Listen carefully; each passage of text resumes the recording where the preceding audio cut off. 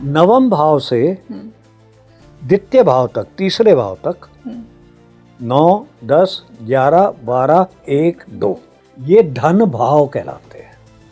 Okay. और तीसरे से लेके 8वें तक ये दरिद्र भाव कहलाते हैं। जो भी ग्रह धन भाव में बैठे हैं, चाहे वो दरिद्र के स्वामी हैं, ओके। वो आपको अपनी दशा में धन देंगे। अब मान लो दरिद्र योग धन भाव में बन रहा है, दरिद्र योग धन भाव में बन गया जी। बचपन में गरीबी रहेगी, बाद में पैसे आ जाएंगे। यदि कोई ग्रह चंद्रमा के होरा में है तो उसकी दशा में आपको कम परिश्रम से धन प्राप्त हो जाएगा। और कब सबसे ज्यादा वो फेवरेबल होगा? जब वो होरा के शुरू में ही हो।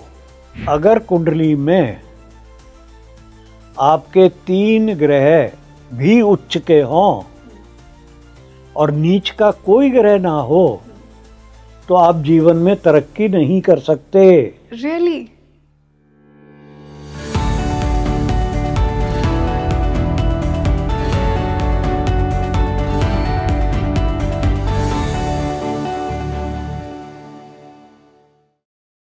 नमस्ते everyone, a very warm welcome on the show and this is your host Rangoli Sharma. देखिए, ज्योतिष को हम जब भी अप्रोच करते हैं, एक बहुत इंपॉर्टेंट एस्पेक्ट है उसका हमारा धन। कितनी वेल्थ मैं मेरी कुंडली में लिखवा कर लाया हूँ या लाई हूँ, क्या वो पूर्व जन्मों से आ रही है, कितना धनी मैं बनूंगा, क्या अपार धन मेरे जीवन में आएगा। आई एम श्योर ऐसे डाउट्स हम सबके मन में कभी ना कभी होते हैं कि मैं कितना कुछ क्रिएट कर सकता हूँ, कितनी वेल्थ क्रिएट कर सकता हूँ। आज के ये जो पॉडकास्ट है ना, स्पेशली इसमें हमने धन योग पर ही बात की है कि क्या आपकी कुंडली में भी धन योग बन रहा है, क्या आप वो बिलियनर बन सकते हैं। अगर आपकी कुंडली में एग्जॉल्टेड प्लैनेट्स है तो उनका क्या रोल है आपको धन देने में। नीच के जो प्लैनेट्स हैं, आज के जो मेरे गेस्ट हैं उन्होंने कहा है कि नीच के प्लैनेट्स का भी उतना ही बड़ा रोल है। अगर आपकी कुंडली में सिर्फ उच्च के प्लैनेट है, आप कुछ नहीं कर पाएंगे, आपको वो धन प्राप्ति नहीं होगी जो आपको एक नीच का प्लैनेट दे सकता है। So it's like a pure detailed master class और बहुत ही डीप इनसाइट्स आज हमने डिस्कस किए हैं धन को लेकर। तो ये पॉडकास्ट एंड तक ज़रूर देखना और अपनी कुंडली से इसे मैच करना। एक नोटबुक और पेन लेकर बैठ जाइए, क्योंकि आज जो मेरे साथ गेस्ट जुड़े हैं वो हमेशा एक मास्टर क्लास हमें देते हैं, आप सभी के फेवरेट, मेरे फेवरेट भी। I would like to welcome once again VP Goyal sir on speaking tree. VP Goyal sir, a very warm welcome on the show. Thank you. बहुत अच्छा लग रहा है आज आप फिर से हमसे जुड़ रहे हैं और आज आप हम सबको धनी बनाने वाले हैं क्योंकि मैं नहीं बना रहा भाई। आज का टॉपिक मैंने ऐसा चुना है, धन योग। आज आपसे मैं धन को डिस्कस करूंगी। जो भी व्यूअर ये पॉडकास्ट देख रहा है ना, bye the end of this podcast उसे समझ आ जाएगा कि उसकी कुंडली में वो धन योग लिखवा कर लाया है या नहीं, कब वो धन योग एक्टिवेट होगा, किस प्रकार होगा, सब कुछ आज हम जानेंगे। और स्पेशली आप डिविजनल चार्ट्स पर इतनी बात करते हैं, वहाँ पे भी मैं पूछूंगी कि सेकंड हाउस, जो D1 का हम सेकंड हाउस देखते हैं, उसके बियॉन्ड क्या देखें हम डिविजनल चार्ट्स में। तो सर शुरुआत यहीं से करते हैं, एग्जैक्टली एक धन योग बनता कैसे है? कोई भी व्यक्ति को कैसे पता लगेगा कि मैं अपार धन कमाने आया हूँ मेरे इस जीवन में? अपार धन या धनी? धनी भाई, गुजारे लायक मिल जाए बहुत है। मैं थोड़ा हाई सोच रही हूँ हाँ, आजकल। भैया आप अपार धन चाहते हो, हम तो चाहते हैं कि हाँ धन इतना हो कि जीवन यापन कर सके जी। ठीक।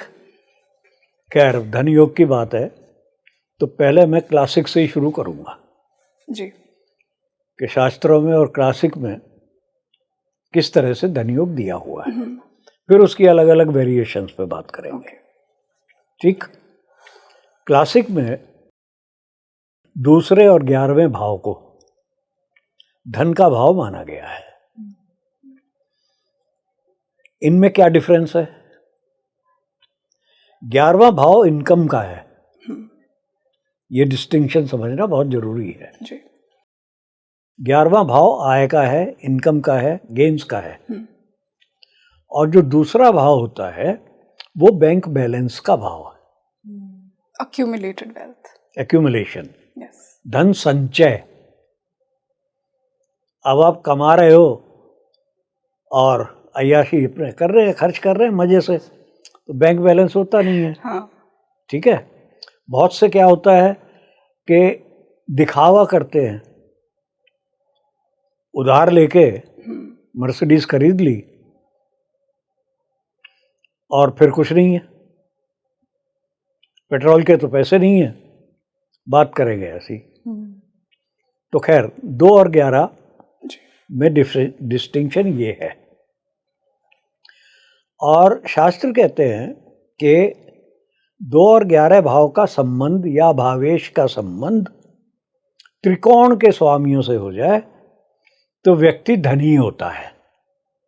ओके, 2 और 11 का संबंध त्रिकोण के स्वामी से बनना आपको धनी बनाता है।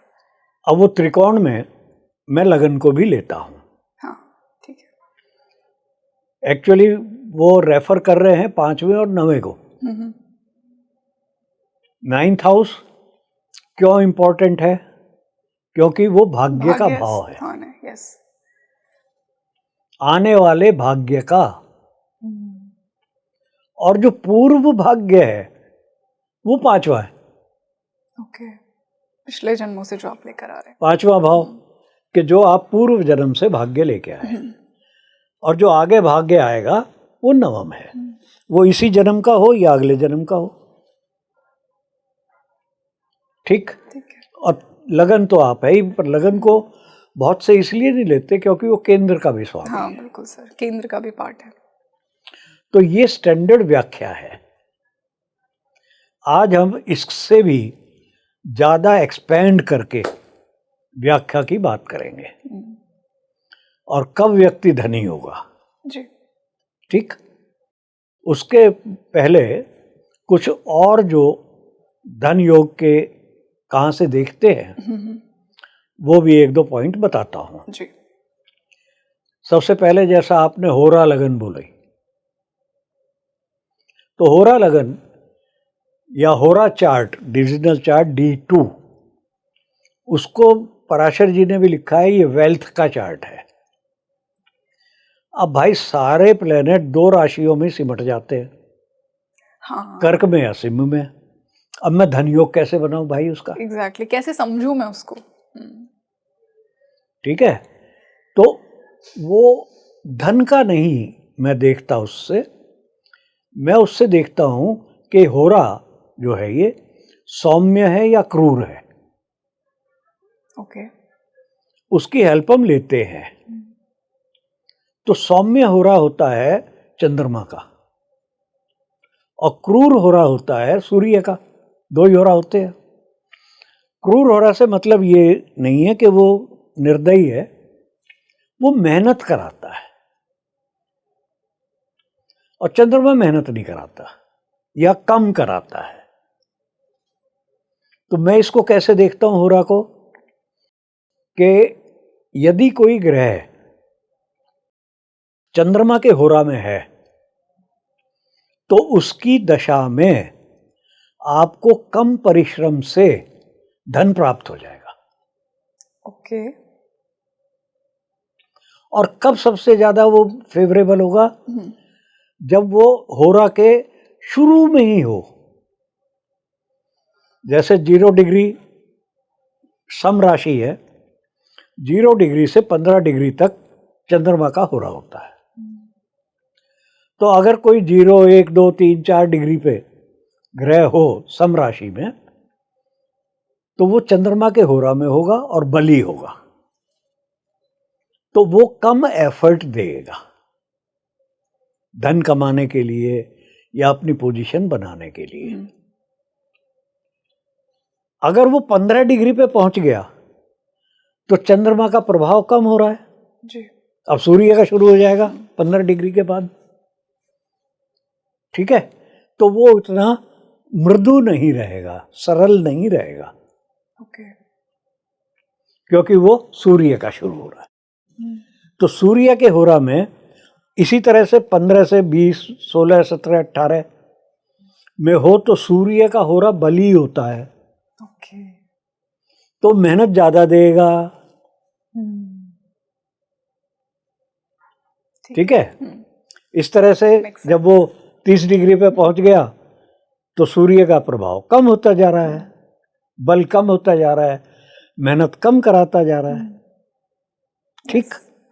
इसी तरह से आप विषम राशि का भी देख सकते हैं। तो ये बहुत बड़ा सिर्फ धन का ही नहीं, आपके टोटल एफर्ट जीवन में आगे बढ़ने का एक बहुत बढ़िया तरीका है। ओके। अब जैसे मेरा सूर्य 16 डिग्री का है मेष में, एक्सॉल्टेड सूर्य लेकर बैठे आप। 16 डिग्री का है, तो बली है, हाँ। मेहनत करा रहा है, मेहनत करा के आपको धन देगा। यस। तो जब सूर्य की दशा शुरू हुई थी तो मैंने बिजनेस शुरू किया था, 2-1 साल हुए थे, और चंद्रमा है सूर्य के होरा में, वो मृदु था, एफर्ट ज़्यादा नहीं हो पा रही थी।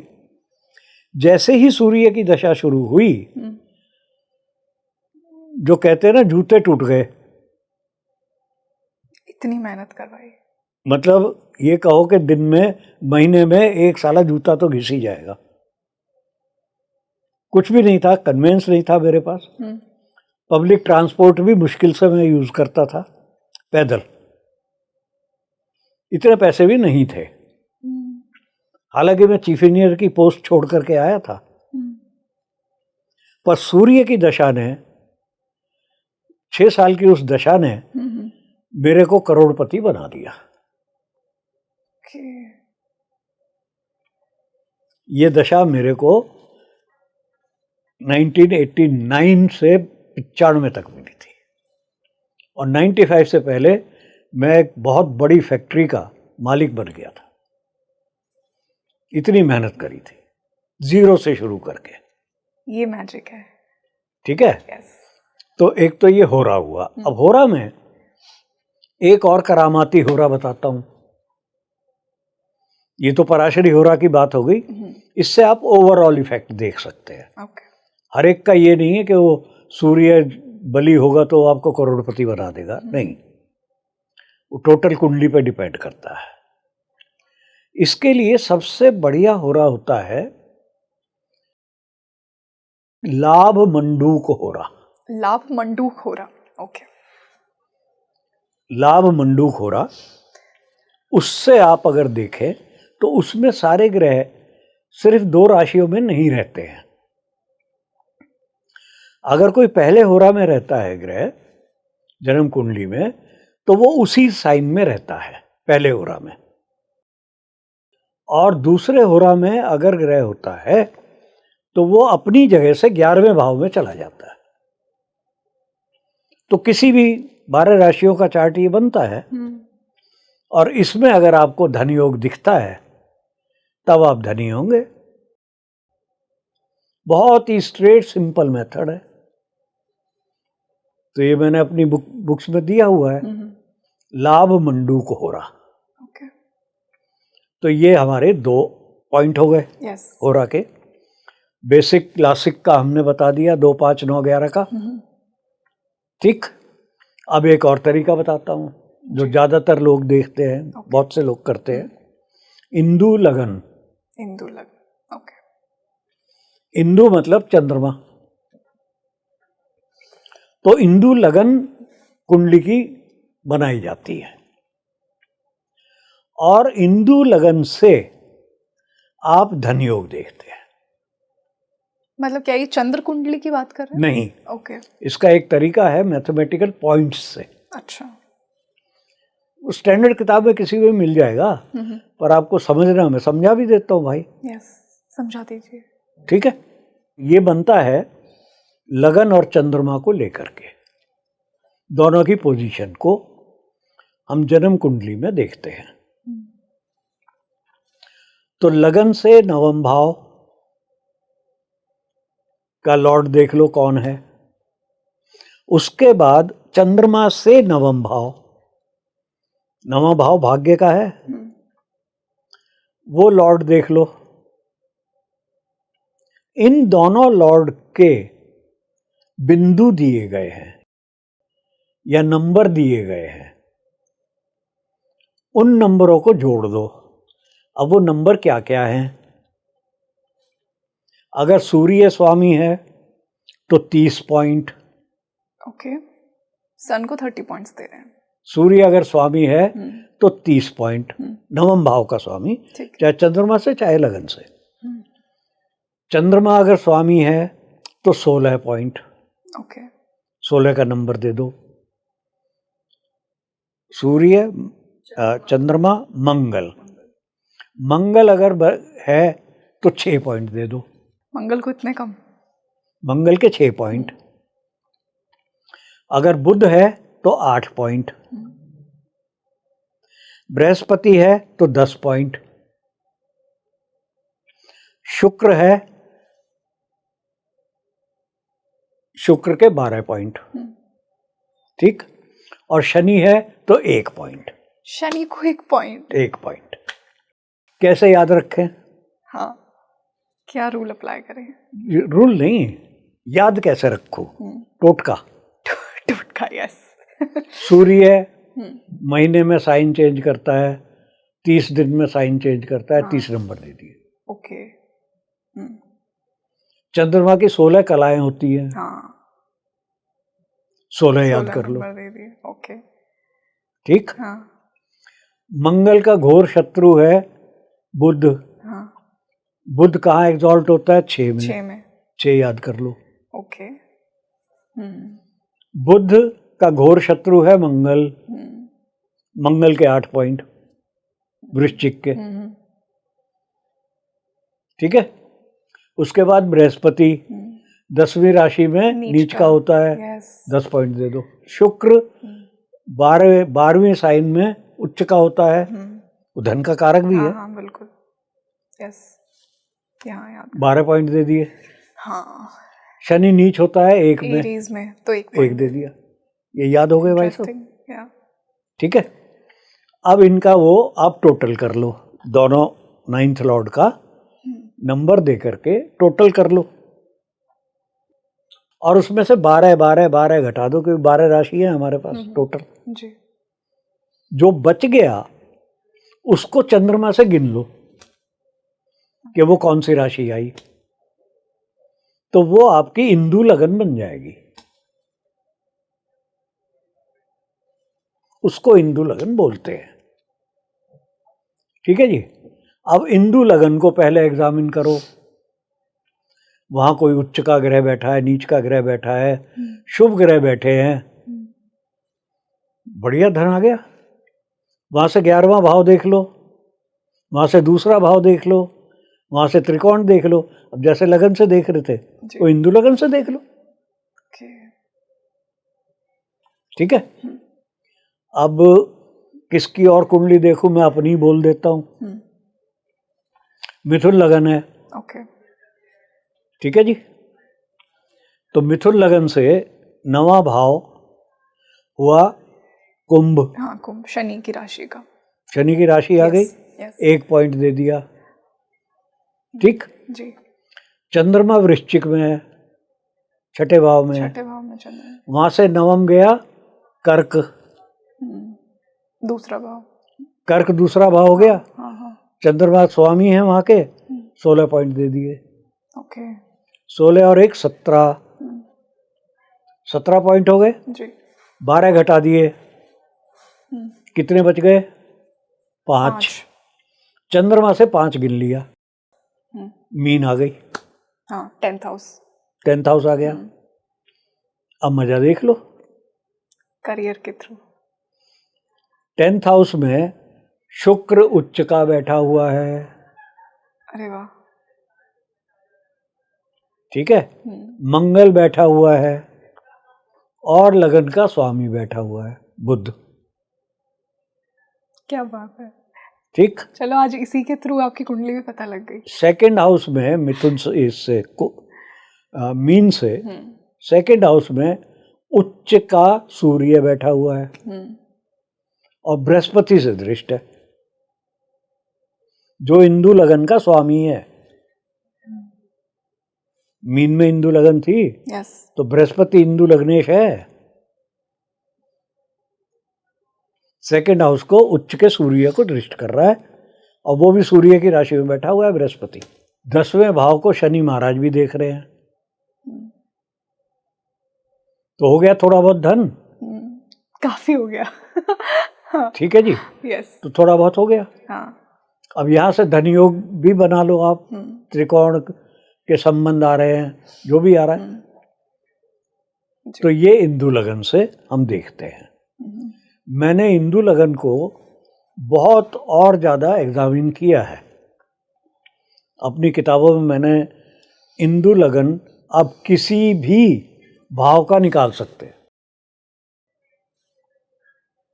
संतान का इंदु निकाल लो, मैरिज का इंदु लगन निकाल लो, प्रोफेशन का इंदु लगन निकाल लो। वाओ, और डिटेल में फिर पता लग जाएगा आपको। इंदु लगन से इसका धन मिलेगा या नहीं मिलेगा। हाँ, इसका कितना लाभ होगा इस पर्टिकुलर हाउस का। जी, वेरी इंटरेस्टिंग। तो ये तीसरा तरीका हो गया हमारा। और ये बहुत यूनिक है अपने आप में, क्योंकि हम ज्यादा नहीं नहीं सुनते इंदु इसके लगन बारे करते हैं लोग। में। हाँ, बट इसे यूजुअली इतना उसको कोई publicly मेहनत नहीं करता नहीं ना, बोलता है। हाँ, परंतु सॉफ्टवेयर में आपके पराशर लाइट हो कोई भी हो, आप अगर जाओगे तो इंदु लगन वो बता देगा, कैलकुलेशन की भी जरूरत नहीं है। इंदु लगन वो बता देगा, आपकी इंदु लगन ये है। वहां से देख लो, कुंडली को घुमा लो वहां से, ठीक है जी। और इसके बाद मैं आपको एक बिल्कुल यूनिक मेथड बताना चाह रहा हूं, जो पराशर जी के या सबके धन योग के उससे अलग और एक्सपेंड कर रहा हूं। उसमें दो चीजें हमें जाननी पड़ेंगी। एक तो धन योग कैसे बनता है, दूसरा हमें देखना पड़ेगा दरिद्र योग कैसे बनता है। एक दरिद्रता का भी तो योग होगा जब धन का मिला आपको। हाँ, ठीक है, यस। धन के भाव कौन से हैं जहां ये योग बने, दरिद्रता के भाव कौन से हैं। अब ये चार चीज हो गई हमारी, और इसका परमुटेशन कॉम्बिनेशन पे आपका धन चलता है जीवन भर। मान लीजिए कि आपके दरिद्र योग धन भाव में बन रहा है, तो जो दरिद्रता है वो धन में परिवर्तित होगी। आप दरिद्र रहो, शुरू में दरिद्रता होगी, फिर धनी हो जाओगे। अच्छा, जैसा कुछ लोगों के साथ होता है कि लाइफ में पहले तो बहुत स्ट्रगल होती है, अचानक से कुछ ऐसा होता है। बहुत से ऐसे होते हैं, धनी होते हैं। हाँ, और रोड पैदा धनी हुए और बाद में दरिद्र हो गए। तो पहले तो ये क्लासिफिकेशन भाई साहब नोट कर लो जी। धन योग कैसे बनता है। अब ये बहुत डिफरेंट याद रखना है। धन योग, दरिद्र योग, धन स्थान एंड दरिद्र स्थान, स्थान और योग अलग हैं। आप स्थान को योग नहीं कह सकते। तो पहले तो जो मेन योग है, कौन से भाव, ये देखिए आप 2, 11। अब मैं लगन से शुरू करता हूं। 1, 2, 4, 5, 9, 10, 11। इनका भाव का आपस में, भावेश का आपस में संबंध आ जाए तो वो धन योग है। ओके, इन भावों के भावेश का अगर संबंध बन जाता है तो धन योग बनेगा। धन योग है। अब जैसे मान लो मैं कहता हूं कि पंचम और दशम का संबंध आ गया, आपके पराशर के स्टैंडर्ड धन योग में तो है नहीं, वो दशम तो है नहीं वहां पर, परंतु इस रूल के हिसाब से वो महाधनी योग है। 5वें और 11वें का संबंध वो तो वैसे ही था धन योग। दूसरे का 10वें का संबंध ये भी धन योग है। चौथे और 10वें का, चौथे का पंचम नवम से संबंध फिर धन योग है। कैसे याद रखना है, 2, 11 तो है ही, वो तो हाउसेस हैं ही हमारे पास, है ना, धन के। और 5, 9 है। हाँ, त्रिकोण में ये शुरू आ रहे थे। इसमें आप जोड़ दो 1, 4, 10। हाँ, केंद्र जो बाकी के 7वां नहीं है। अच्छा, 7वें को हटाना है। यस। 1, 4, 10। तो ये हुए आपके धन योग। सर 7वां क्यों नहीं? क्योंकि टेक्निकली देखिए कुछ लोगों की लाइफ में ना पार्टनर आता है तो उनकी लाइफ बहुत संवर वो जाती है। अलग बात है, उसके होगा धन योग। अच्छा मेक सेंस। ठीक है। उसके बाद हम आते दरिद्र योग। दरिद्र योग बनता है छठे या 12वें के स्वामी से बाकी स्वामियों का संबंध। अब जैसे छठा है तो 12 को छोड़ दो छठे के लिए। जी 1 2 3 4 5 7 8 9 10 11 छठे के साथ ये संबंध अगर आ जाए तो ये दरिद्र योग होता है। अब इसमें आप कहेंगे भाई साहब धन योग में भी तो लिया था उन भाव को। लिया था भाई, क्यों काउंट कर रहे हैं? हाँ फिर से। पर मैं 6 से ले रहा हूं ना। अब छठे से संबंध आ गया, वो धन योग भी हो सकता है और दरिद्र योग भी हो सकता है। छठे से संबंध आया तो वो दरिद्र योग है। इसी तरह 12वें का, ठीक। इसमें अगर तीसरे भाव भी आ जाता है तो वो खलयोग बना देता है। खलयोग वो क्या होता है? धूर्तता, खल मतलब जिसको कहते हैं ना कि तीसरे का भाव का स्वामी का अगर किसी और भाव के स्वामी के साथ एक्सचेंज हो जाए, परिवर्तन हो जाए, तो पक्का खलयोग बन जाता है। उस पर आप विश्वास नहीं कर सकते, वो चालू आदमी है, शातिर हो जाता है वो। ठीक है जी। तो अब ये धन योग और दरिद्र योग हमने देख लिए। अब भाव पे आते हैं। नवम भाव से द्वितीय भाव तक, तीसरे भाव तक 9 10 11 12 1 2 सेकंड तक, 9 से लेके सेकंड तक ये धन भाव कहलाते हैं। ओके ठीक ठीक है। और तीसरे से लेके 8वें तक ये दरिद्र भाव कहलाते हैं। ठीक है, दरिद्रता के। अब कहां पर योग बन रहा है?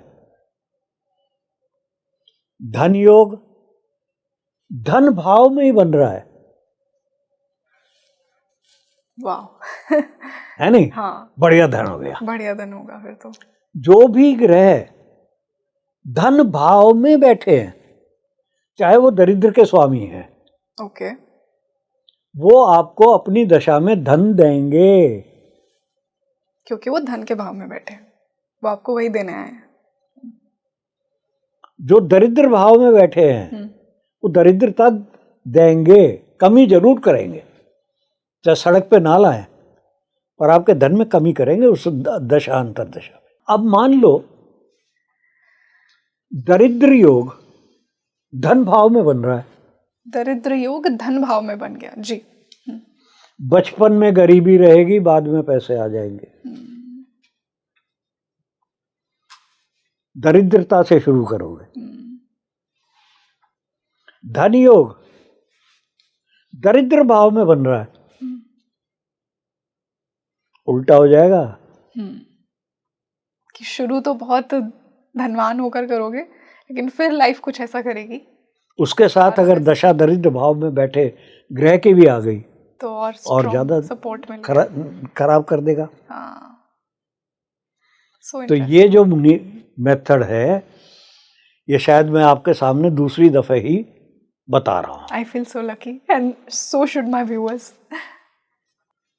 इस पे मैंने बनाया है और वीडियो बनाया था, एक डिटेल वीडियो। इस पे मैं चार्ट लेकर के नहीं चल रहा हूँ, क्योंकि इसको समझने के लिए आपको प्रैक्टिस चाहिए। जी आई एम श्योर जो भी अभी तक सर ने रूल्स बताए हैं आप सब उन्हें नोट कर रहे होंगे और अपने चार्ट में उन्हें मैच कर रहे होंगे।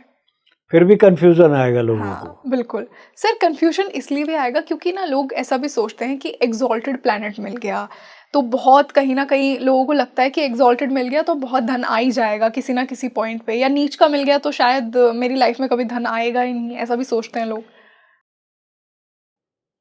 एक नियम है, शायद गर्ग सूत्र है वो, ओके नाम एग्जैक्ट याद नहीं है, पर सूत्र है कि अगर कुंडली में आपके 3 ग्रह भी उच्च के हों और नीच का कोई ग्रह ना हो तो आप जीवन में तरक्की नहीं कर सकते। रियली? और लोग तो बड़े खुश हो जाएंगे कि 3 ग्रह, इतना पुण्य करके आए होंगे, 3 ग्रह उच्च मेरे के पास मिल गए। है कुंडलियां, वाओ। 3 ग्रह उच्च के हैं हाँ। और इतने दुखी जीवन व्यतीत करके गए हैं। बहुत अच्छी तरह जानता हूं मैं। ऐसा ही और सूत्र बता दूं मैं, बताइए। केंद्र में 3 शुभ ग्रह बैठे हो, केंद्र में 3 शुभ ग्रह, 1 4 7 10 में 3 शुभ ग्रह अगर इकट्ठे हो तो और ज्यादा वो है। 3 शुभ ग्रह बैठे हो, पाप के साथ नहीं होना चाहिए, शुभ शुभ दोनों शुभ, दोनों सारे तीनों ग्रह शुभ होने चाहिए। ओके। और दूसरे और 11वें भाव में पापी ग्रह बैठा हो, ओके। अंत जीवन का दरिद्रता में होगा, कंगाल हो जाएगा, जीवन में कमाने के टोटे पड़ जाएंगे। और लाट साहब बने हुए हैं मेरे तो भाई साहब, शुक्र बुध बृहस्पति, हाले तीनों उच्च के उसमें बैठे हैं केंद्र में। एक ना एक तो स्वय राशि का भी हो जाएगा ना फिर। यस।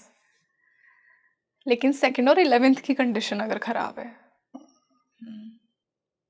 पापी ग्रह होना चाहिए, वहां शुभ ग्रह नहीं होना चाहिए। 2nd और 11th में, या तो एक में या दोनों में सर? एक में किसी में भी हो जाए। अच्छा। 11वें में हो गया कमाई नहीं होगी, 12वें में हो गया संचय नहीं होगा, अक्यूमुलेट नहीं कर पाएंगे। ठीक है ना? यस। आपको मिल जाएंगी ये कुंडलियां, मैं नाम नहीं लेना चाह रहा अभी। सर उसी प्रकार ये भी कहते हैं कि कलयुग में, जैसा आपने कहा कि नीच के ग्रहों का बहुत बड़ा रोल है, नीच का ग्रह ही आपको बहुत सफलता देगा। तो अगर धन के अरे अभी मामले में बता तो समझो, दिया ना वो। थोड़ा और डिटेल में जानना चाह रही हूँ मैं उस पर। ऐसा है, मैंने भाई ये सब कवर कर रखी हैं ये चीजें, सरल 2 में दिया हुआ है मैंने, 112 पन्ने लिखे हैं मैंने नीच के ग्रह पे। सरल 2 मेरी जो किताब है, सरल ज्योतिष पार्ट 2, 112 पन्ने हैं। और उसमें एक्सेप्शन पराशर की भी दी है कि कब ये राजयोग दे देते हैं भाई साहब नीच के ग्रह, ठीक है ना, और कब ये बंटा ढार भी कर देते हैं। दोनों में डिफरेंस है। बंटा ढार बहुत कम करते हैं। मैंने रिसर्च में 100-125 हॉरोस्कोप लेकर के उसमें बताया है कि अगर नीच का ग्रह होता है तो 94% केसेस में नीच भंग हो जाता है। ओके। 94% केसेस, जबकि मैंने नक्षत्र नहीं लिया। तो नीच के ग्रह क्या होते हैं और उच्च के क्या होते हैं? उच्च का ग्रह अहंकार देता है, ठीक है ना? अग्रीड। तो जब तक उसका नीच भंग ना हो या उसके अहंकार को कोई ठोकने वाला ना हो, तब तक वो सीधा नहीं होता। और जो नीच का ग्रह होता है वो अगर ऐसी जगह बैठा है जो अच्छे स्थान नहीं माने गए हैं, तो वो एक तो नीच का अपने आप को दुर्बल समझ रहा है, तो अहंकार नहीं होता। अहंकार नहीं होगा अगर नीच का ग्रह अच्छे स्थानों में नहीं बैठा है तो। अच्छे स्थान में हो तो भी, ओके। जब खराब स्थान में होगा तो बिल्कुल अहंकार नहीं होगा। तो वो कोशिश करेगा ना, अपने आप को 30 बार का थोड़ी समझेगा, समझने करेगा कोशिश, पर वो कर नहीं पाएगा, है ना? नहीं करेगा। अच्छा। राइज करेगा। ओके। अहंकार नहीं बनाएगा। मेरी कुंडली में 2 ग्रह नीच के हैं। चंद्रमा नीच का है। यस। और लग्नेश बुध का नीच का है।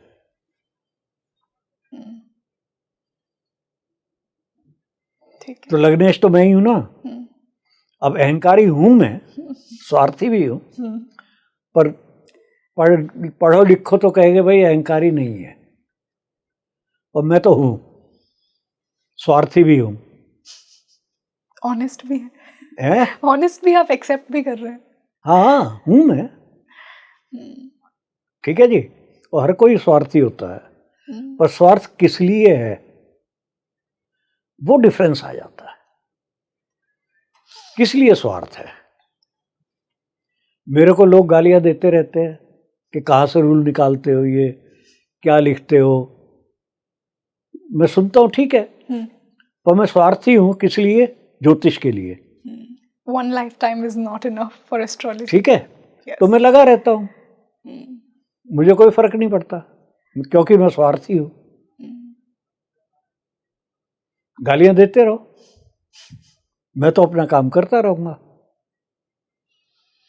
ठीक है ना। कोई भी कहे, दोस्त लोग इधर उधर कोई भी बोलते हैं यार ये तो अजीब आदमी है नहीं।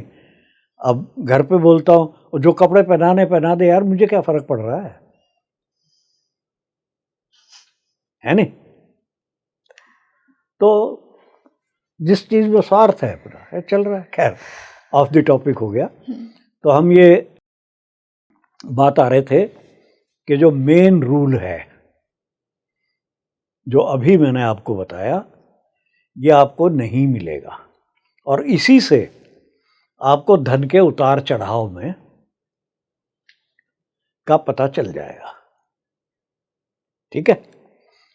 अब यहां मैंने बताया सूर्य में मैं राइज करा। अब सूर्य दरिद्र भाव का स्वामी है,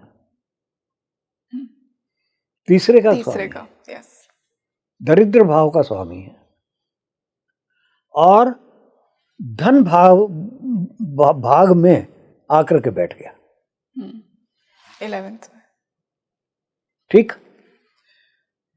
बृहस्पति से दृष्ट है। बृहस्पति दरिद्र भाग का भी स्वामी है और धन भाग का भी स्वामी है, 7वें और 10वें का। यस। तो दोनों फेस दिखाया उसने, सूर्य ने, क्योंकि वो धन भाग में बैठा हुआ है, तो अल्टीमेटली धन दिया। अगर ये सूर्य स्वय राशि का होकर तीसरे भाव में ही बैठा होता तो वो धन नहीं देता,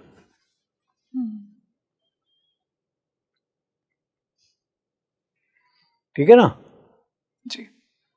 इस तरह से होता है। इसमें एक जो आपको लघु पराशरी का प्रिंसिपल है, अभी मैं बोलता रहता हूँ, दिमाग में पता नहीं क्या क्या आता रहता है। लघु पराशरी का प्रिंसिपल है,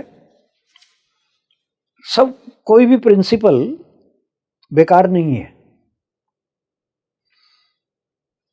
इसमें लघु पराशरी को अब मान के चलो, उसने 2 तरह के प्रिंसिपल बताए हैं। एक वो कहता है सामान्य नियम, जनरल प्रिंसिपल्स, और दूसरे स्पेशल प्रिंसिपल्स।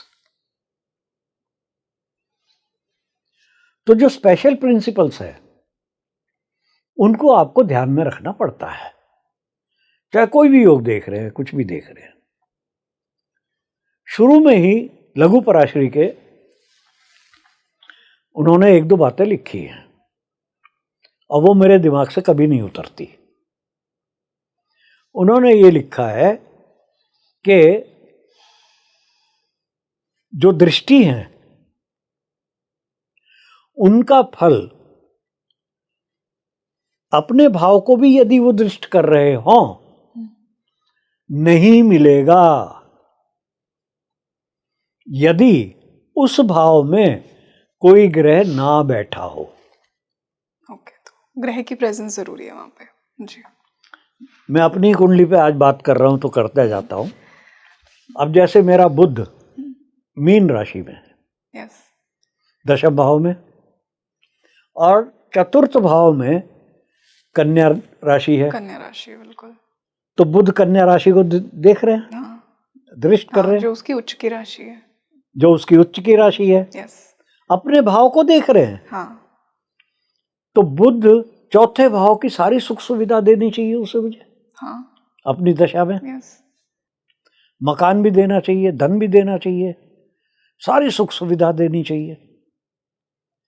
और मेरा बुध की दशा जब मैं 6 महीने का था तब आ गई थी। पिताजी स्कूल टीचर थे, हम 10 भाई बहन हैं। 2 कमरे के मकान में हम रहते थे सारे। परिवार अच्छा मिला है मुझे, संस्कारी परिवार मिला है, परंतु धन नहीं था, ना सुख सुविधा थी। मतलब हमें याद है जब हम 6ठी 7वीं 8वीं क्लास में थे, खाने को बहुत आता था। बाबा बहुत धनी थे हमारे, जी, वो साल भर का राशन घी ये सब भेज देते थे। ओके, परंतु पिताजी की कमाई नहीं थी ना इतनी, हाँ, अब वो फल फ्रूट थोड़ी भेजेंगे। तो घर में अगर एक तरबूज आता था, एक एक फाक मिलती थी सबको, स्वीट, उसी में खुश होते थे।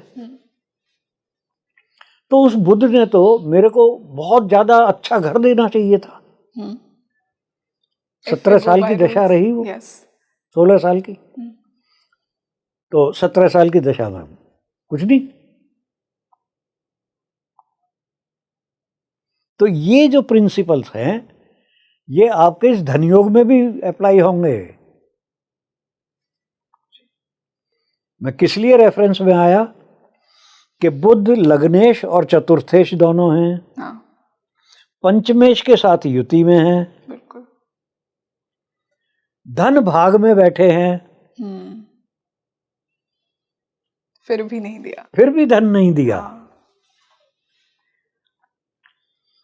तो ये मैं रूल क्यों नहीं ज्यादा बताता हूं कि लोग स्पेशल रूल पे एक्सेप्शन को भूल जाते हैं और फिर बोलना शुरू करते हैं, आपने तो ये कहा था, मेरे तो बृहस्पति दूसरे भाव को दृष्ट कर रहा है।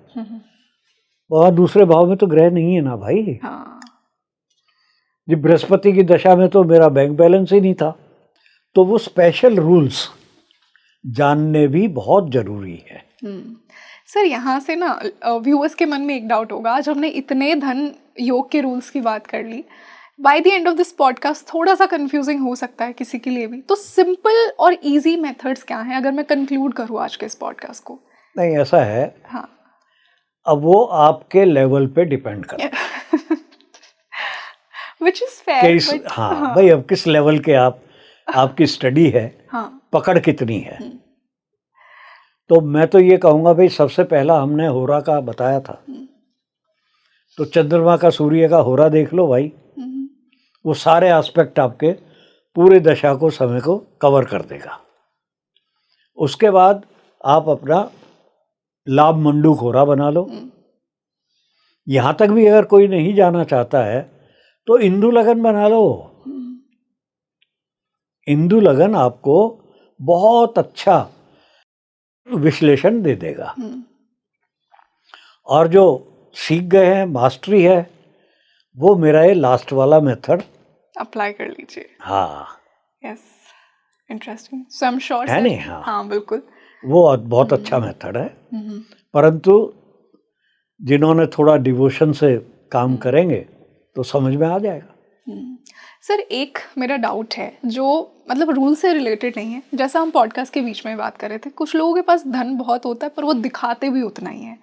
कहीं ना कहीं हमारे शास्त्र भी ये कहते हैं कि धन को जितना हो सके छुपा के रखिए, बताइए मत इसे। क्या एस्ट्रोलॉजी भी इसको वेरीफाई करती है? बिल्कुल, बहुत आसान तरीका है इसका। कैसे? जेमिनी, मैं तो जब इस पे जाता हूँ ना, शॉर्टकट मेथड हमारे जेमिनी के आ जाते हैं। जेमिनी में कारकांश लगन, कारकांश लगन से दूसरा और 11वां भाव अगर बली है तो वो जेन्युइनली अमीर है। ओके, ठीक है। जन्म लगन से दूसरा और 11वां भाव बली है तो वो समझता है मैं धनी हूं, पर है नहीं। हो भी सकता है, नहीं भी हो सकता, समझता है। और पद लगन से यदि दूसरा और 11वां बली है तो जनता समझती है धनी है। वो हो सकता है या नहीं हो सकता, वो मतलब दिखावा करता है।